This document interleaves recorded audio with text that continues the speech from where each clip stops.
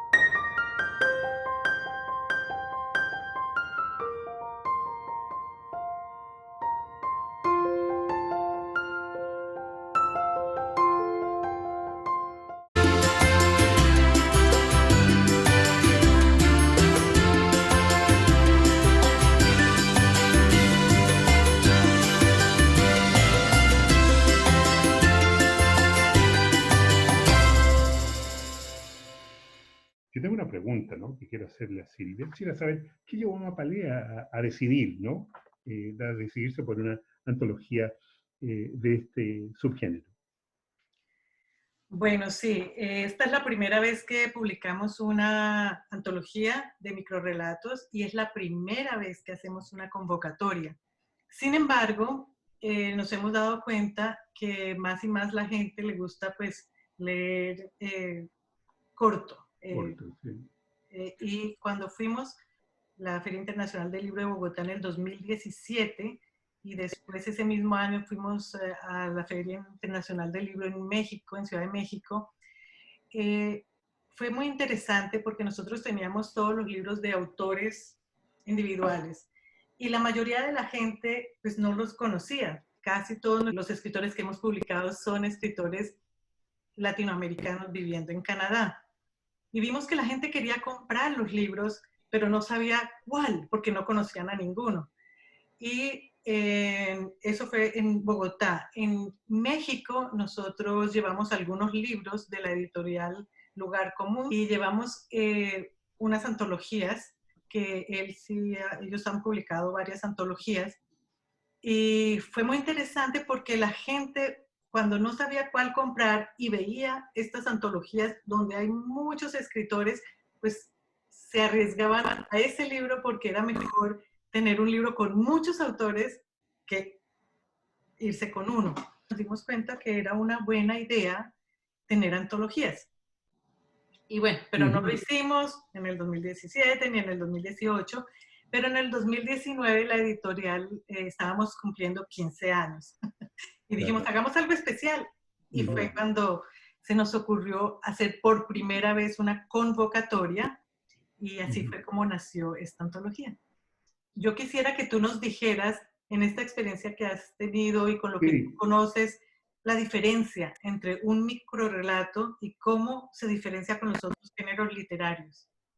Bueno, sí, bueno, este es un subgénero en realidad de la narrativa, el microrrelato. Y el microrrelato se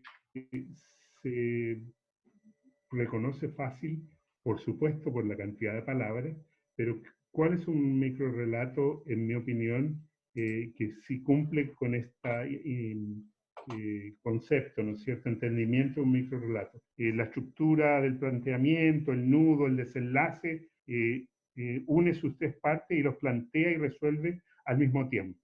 Bueno, esto que digo yo se tiene que hacer como una fotografía, ¿no? Tú la miras, la sacas y ahí está el producto.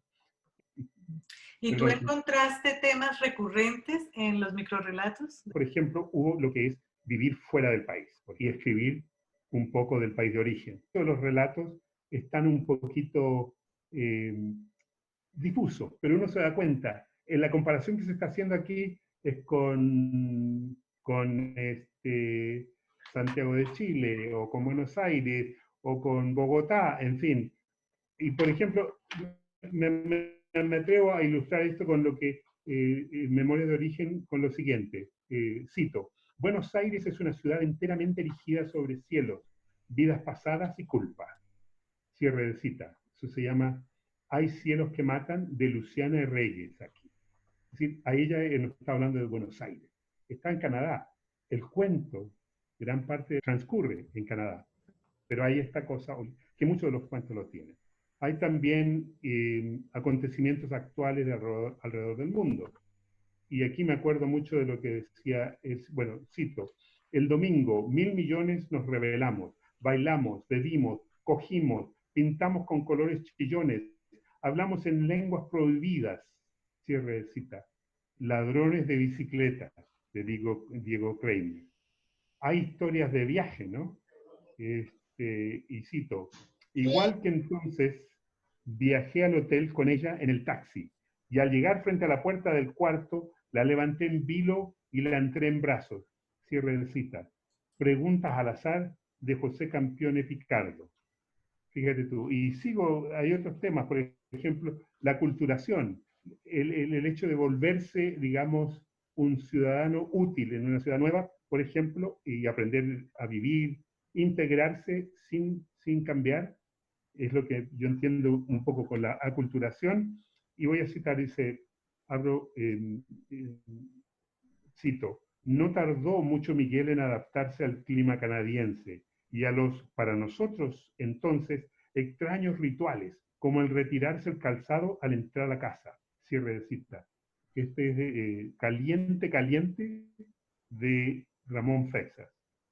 Claro, en nuestra narrativa siempre está la muerte, es un tema recurrente, y aquí voy a citar dos. Primero, abro cita: el dedo detonó el percutor cuando la sabandija recitaba la 10ª promesa: acabar con la corrupción que nos tiene al borde del abismo. Cierro de cita. El elefante, de Luis Molina. O también podemos citar: y ya la tumba estuvo cerrada para la eternidad. Lucas cumplió la única promesa que le había hecho a ella: rezó el Padre Nuestro. Cierre de cita. Y el cuento se llama Lucas, ella, la muerte y Dios, de Diana R. Pérez. Y por supuesto están aquellos relatos que exaltan la vida y la inocencia. Cito: esta vez también salieron otros niños, y ahora podía compartir la alegría de saltar en los charcos. Cierre de cita. Los charcos, Esmeralda Beltrán. Otra cita: yo también sonreí con muchísima felicidad. fue el comienzo de un verano realmente extraordinario para mí. 2 palabras de Guillermo Rosas. ¿Y qué tal, Ramón, si los mismos autores nos hablan un poco sobre sus experiencias? Sí, claro, eso sería fantástico. Esperanza es para ti un microrelato. El reto de escribir un microrrelato, yo creo que es justamente el poder condensar a la mínima expresión una historia que siempre es mucho más grande que el microrrelato. ¿Cómo hacer para, en muy pocas palabras, hacer caber todas las emociones, todas las descripciones, todo lo que quiere el autor comentar? Yo creo que ese es el reto más grande del microrrelato. Evidentemente se tiene una historia, se tiene algo que uno quiere contar y bueno, sin eso no habría nada.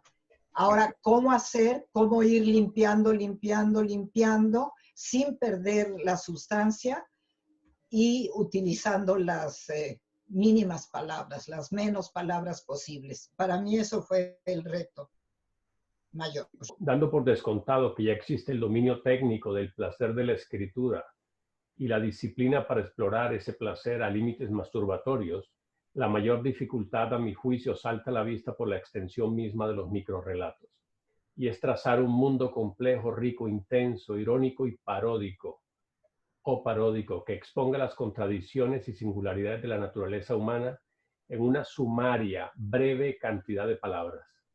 Esa es la mayor dificultad que acusa la escritura de un microrrelato, y es sintetizar en pocos centímetros de frases la vida misma sin que se sacrifique por su corta extensión la hondura de sus contradicciones.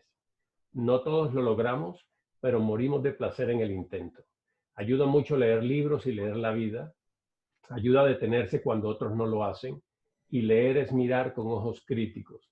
Es criticar con afecto, pero sin piedad, porque en el ejercicio crítico nos criticamos a nosotros mismos.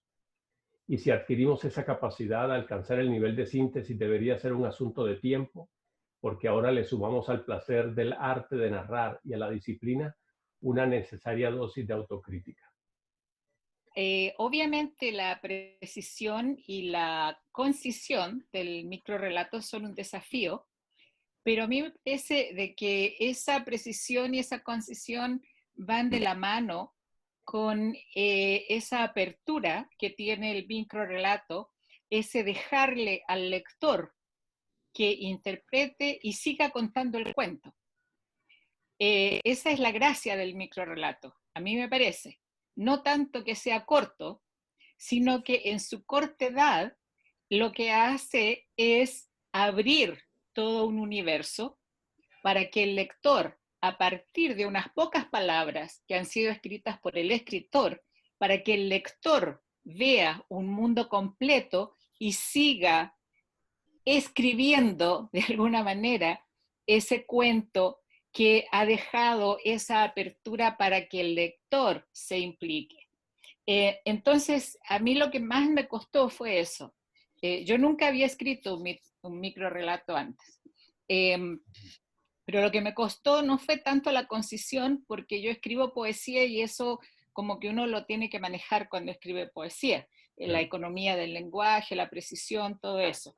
Pero sí, dado que se trata de una narrativa, cómo utilizar esa economía de palabras para dejar un final inconcluso, no conclusivo, un final ambiguo, un final evocativo y sugerente que complete el cuento, aunque el cuento ya está completo, al mismo tiempo está incompleto en el sentido de que abre todo un mundo para que el lector rellene todas esas palabras que el escritor no dijo.